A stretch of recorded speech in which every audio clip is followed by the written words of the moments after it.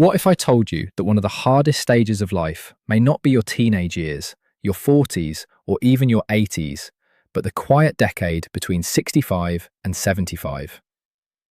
Why do so many people enter their mid-60s feeling relatively capable, independent, and hopeful, only to reach their early 70s and suddenly say, "I don't know what happened. My energy is different. My friends are disappearing. My body takes longer to recover. I don't feel needed anymore. I'm still me, but my life no longer feels like mine." If you are between 65 and 75, or you love someone who is, stay with me. Because today I want to explain why this decade can feel unexpectedly difficult. Not for one dramatic reason, but because several major changes can arrive at the same time. Physical changes, social changes, changes in identity, changes in recovery, changes in family roles, and perhaps the hardest change of all, the growing awareness that time is no longer something you can casually assume you have in unlimited supply. I'm Dr. Michael Hart, and today we're going to have a conversation that is deeper than blood pressure, cholesterol, or one miracle food. We're going to talk about what really changes between 65 and 75, and what you can still do to protect your strength, purpose, relationships, and independence. And I want to begin with the first major challenge: the loss of structure. For 40 years, perhaps longer, your life may have been organized around responsibilities: an alarm clock, a job, children, deadlines, bills, meetings, people calling your name, people needing answers from you. You may have complained about that pressure. Most of us do. But then something strange happens. The pressure disappears. Retirement arrives. Children build their own lives. The phone rings less often. Monday begins to feel like Thursday. And at first, this freedom can feel wonderful. No alarm, no boss, no commute, no schedule. But after several months, some people discover something they never expected. They did not only retire from work, they retired from being needed. And that can hurt more than people admit. Imagine a man who spent 35 years solving problems. Every morning, colleagues asked for his opinion. His decisions mattered. His experience had value. Then he retires. On Monday morning, nobody calls. On Tuesday, nobody needs a decision. By Wednesday, he is watching television at 10 a.m. After a few months, he begins waking later, walking less, speaking to fewer people. His wife says, "You finally have time. Why don't you enjoy it?" But he cannot explain what is missing. Because what disappeared was not simply employment. It was identity, purpose, routine, social contact, and the feeling that tomorrow required something from him. This is one reason the years after retirement can be psychologically challenging for some adults. But retirement itself is not automatically harmful. For many people, retirement improves well-being. The real issue is what replaces the structure that disappeared. A healthy retirement needs architecture. Something to wake up for. Someone expecting you. A reason to leave the house. A responsibility that still matters. Maybe that is volunteering, teaching, mentoring, gardening, caring for grandchildren, learning a language, joining a walking group, helping at a community organisation, building something, writing something. The activity itself matters less than the deeper question. Does your life still ask something meaningful from you? Because purpose after 65 is not a luxury. It can influence how you organise your days, how socially connected you remain, and how motivated you feel to care for your health. Now here is the second challenge. Your body becomes less forgiving. This is one of the most noticeable differences between 65 and 75. At 35, you could sleep badly and still function. At 45, you could stop exercising for a month and return relatively quickly. At 55, you might recover from illness and feel normal again within a reasonable period. But later in life, recovery may take longer. A week in bed can affect strength more than you expect. A minor illness can reduce appetite. Reduced appetite can reduce protein intake. Less protein combined with less movement can contribute to muscle loss. Muscle loss can make walking harder. Harder walking can reduce activity further. And suddenly, a temporary problem creates a much longer decline. This is the pattern I want you to understand. After 65, small disruptions can sometimes create larger consequences. Not because your body has given up, but because physiological reserve may be lower than it once was. Think of reserve like money in an emergency account. When you are younger, you may have a large balance. An illness makes a withdrawal. Poor sleep makes a withdrawal. Stress makes a withdrawal. But you still have plenty left. Later in life, the account may be smaller. The same illness, the same week of inactivity, the same poor nutrition. And suddenly, the withdrawal feels much larger. This is why one of the worst things an older adult can do after a minor setback is remain inactive longer than medically necessary. Of course, recovery must be safe. You should follow medical advice. But appropriate movement matters. Walking matters. Strength matters. Balance matters. Because muscle is not merely about appearance. Muscle is reserve. It helps you stand from a chair, climb stairs, carry groceries, recover from a stumble, and tolerate periods of illness. Now let me ask you something. Can you stand from a chair without using your hands? Can you walk at a comfortable pace without becoming unusually exhausted? Can you carry a moderate grocery bag? Can you step onto a curb confidently? These everyday tasks can reveal more about functional health than the number on a birthday cake. And this brings us to the third challenge, the shrinking world. This is one of the saddest changes because it often happens so gradually that nobody notices. At 65, you stop driving at night because the headlights bother you. Reasonable. At 67, you stop visiting a friend who lives far away because traffic feels stressful. At 69, your knee hurts, so you stop going to the weekly community gathering. At 71, you decline a family trip because you are worried about the walking. At 73, someone invites you to dinner and you say, maybe next time. Then one day, you realize your entire world has become 3 rooms, 1 television, and a phone that rarely rings. This is how isolation often begins. Not with one dramatic decision, with 100 small withdrawals. And loneliness is not simply an emotional inconvenience. Social isolation and loneliness are associated with poorer health outcomes in older adults. But I want to be careful here. The solution is not telling every older person to be more social. That advice is too shallow. Some people are naturally introverted. Some have hearing loss. Some have mobility limitations. Some have lost a spouse. Some live far from family. Some feel embarrassed because they cannot follow fast conversations anymore. So the real question is not how many people do you know? The better question is, who would notice if you disappeared from your normal routine for 3 days? That is connection.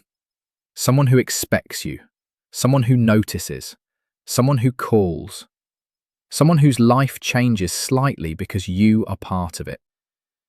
If you are 65 or older, protect at least one recurring social commitment. Not, we should meet sometime. Something specific. Every Tuesday. Every Friday morning, every Sunday, a walking group, a class, a volunteer shift, a regular family meal, a religious or community gathering.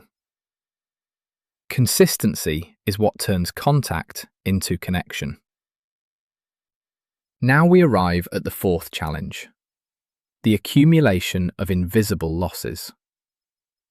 People often imagine grief as one major event: the death of a spouse, the death of a sibling, the loss of a close friend.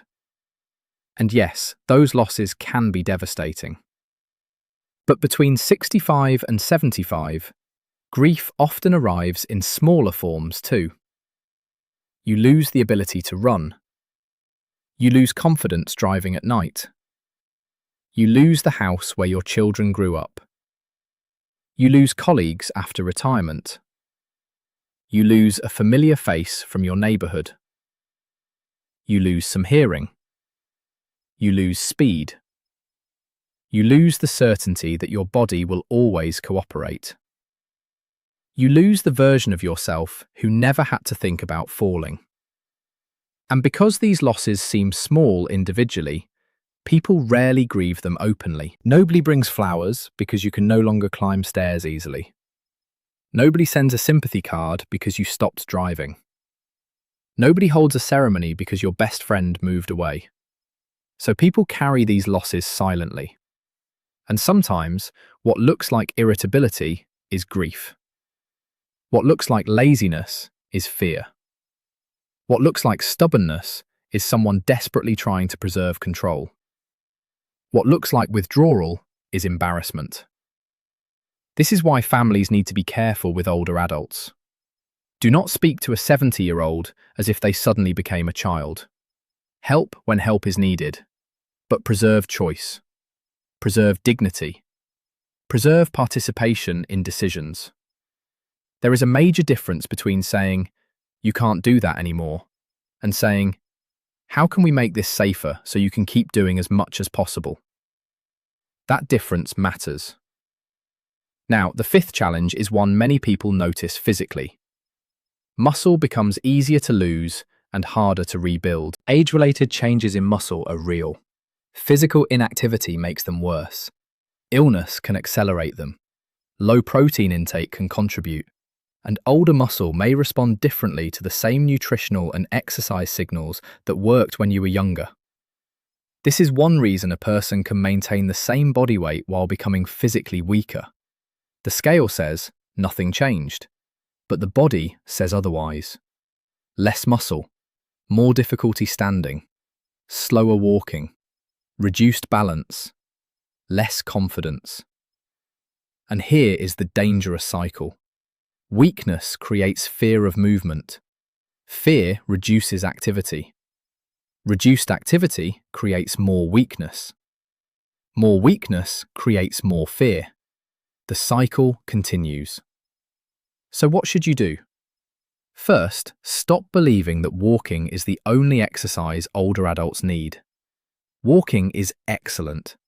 Please walk if it is safe and appropriate for you. But walking and strength training are not identical. Your muscles also benefit from resistance. That might mean standing repeatedly from a chair, using resistance bands, performing wall push-ups, doing supervised weight training, practicing calf raises while holding a stable support. The exact exercise depends on your health and ability, but the principle is simple. Your body needs a reason to keep strength. And nutrition matters too. Many older adults eat very little protein at breakfast. Tea and toast, coffee and a biscuit, maybe cereal, then a light lunch. And almost all meaningful protein arrives at dinner. For some older adults, distributing adequate protein across meals may be a more practical strategy than relying on one large evening serving.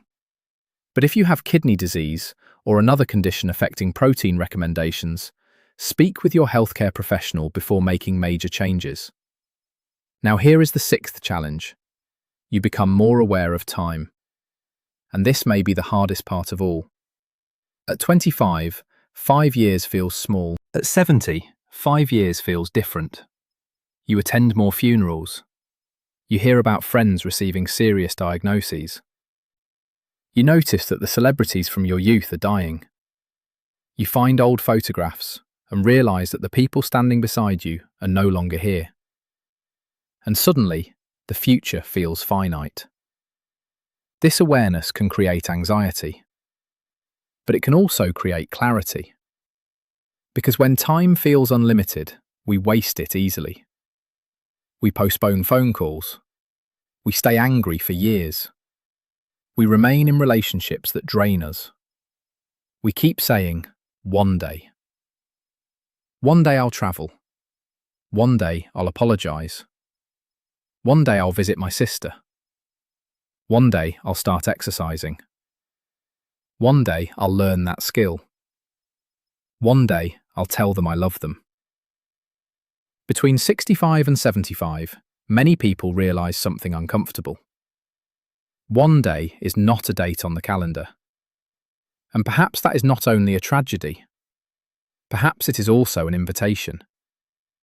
An invitation to become more selective, more honest, more intentional. To stop spending precious years trying to impress people you do not even like. To stop carrying arguments whose original details you barely remember. To stop postponing joy because you are waiting for perfect circumstances. Now let me tell you what I believe matters most during this decade. Not a miracle supplement, not an anti-aging trick, not pretending you are still 30. Build 4 kinds of reserve.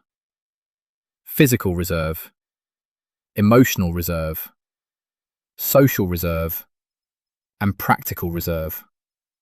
Physical reserve means strength, balance, mobility, appropriate nutrition, sleep, and medical care.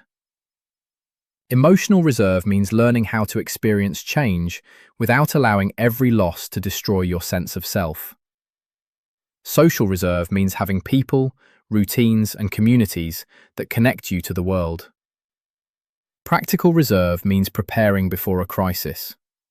Review medications, check vision, address hearing problems, make the home safer, know who to call, keep important medical information organised, discuss future wishes before an emergency forces the conversation. Preparation is not pessimism. Preparation protects independence. And there is one more thing. Please stop comparing your 70-year-old body with your 30-year-old body. That comparison is unfair. Ask a better question. Am I doing what I can to make my 75-year-old self stronger than they would otherwise be? That is the real goal. Not reversing time, improving the direction you are moving. If you are 68 and begin strength training safely, that matters. If you are 71 and reconnect with friends, that matters. If you are 73 and finally address your hearing loss, that matters. If you are 75 and improve your diet, that matters. The body can still adapt. The brain can still learn. Relationships can still deepen. Purpose can still be created. Now I want to leave you with one simple exercise. Take a piece of paper. Write 4 words. Strength, people, purpose, preparation. Under strength, write 1 action you will take this week. Maybe a walk. Maybe asking your doctor about safe resistance exercise. Maybe adding a meaningful protein source to breakfast. Under people, write 1 name. Someone you will call. Not text, call. Under purpose, write 1 reason to leave the house this week. And under preparation, write 1 problem you have been postponing. A medication review, an eye examination, a hearing test, a home safety issue, a medical appointment. Do not try to transform your entire life by tomorrow morning. Choose 1 action, then repeat it. Because the decade between 65 and 75 can be difficult. Your body may demand more attention. Your social world may change. Recovery may take longer. Losses may accumulate. Time may feel more precious. But this decade can also become one of the clearest periods of your life. You may finally understand what matters, who matters, What deserves your energy and what never did? I'm Dr. Michael Hart, and if you are between 65 and 75, I want you to tell me something in the comments. What has been the hardest change for you? Your energy? Your strength? Retirement? Loneliness? Losing people you love? Or simply adjusting to a life that looks different from the one you expected? Share your answer, because someone reading it may realize they are not the only person feeling that way.